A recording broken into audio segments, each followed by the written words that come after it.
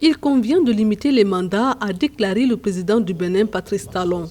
Le chef de l'État s'est exprimé lors du sommet citoyen pour la démocratie, la bonne gouvernance et l'alternance dans la sous-région. Organisé du 8 au 11 juillet 2021 au Bénin par plusieurs organisations non gouvernementales telles que Tournons la page et Togo Debout, l'essentiel des débats ont tourné autour de la limitation des mandats présidentiels, pas souvent respectés. Limiter les mandats est à tous égards au profit du peuple, plutôt que de laisser les uns et les autres rester éternellement dans la fonction. Vous avez absolument raison de prôner l'alternance. Je m'en soucie pleinement et je m'engage devant vous à la défendre, à en être témoin.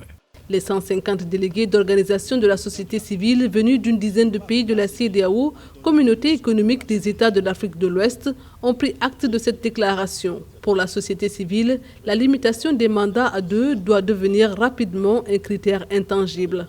Mais les missions d'observation électorales doivent aussi se renforcer, estime-t-elle. Il fallait effectivement que nous puissions nous tourner vers la CEDEAO. Nous sommes dans l'espace communautaire ouest-africain et lorsque la CEDEAO délègue des missions d'observation électorale, nous sommes toujours surpris par le gap qu'il y a entre les réalités sur le terrain où il y a beaucoup de fraude et les constatations et les déclarations de la CEDEAO qui sont aux antipodes des préoccupations des peuples.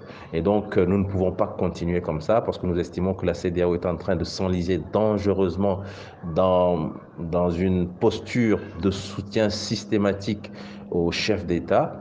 Et cela se fait au détriment des préoccupations, des aspirations populaires. Donc, nous pouvons nous adresser au chef d'État, comme nous l'avons fait avec M. Patrice Talon, qui incarne, je crois, un nouveau leadership et qui a accepté, dès le début de son second mandat, de le dire clairement que ce sera son dernier mandat. Nous espérons donc pouvoir atteindre d'autres chefs d'État à titre individuel. Si le protocole de la CEDEAO est clair sur la question par le troisième mandat, son application pose problème au vu des conditions dans lesquelles plusieurs élections se sont déroulées récemment dans la sous-région.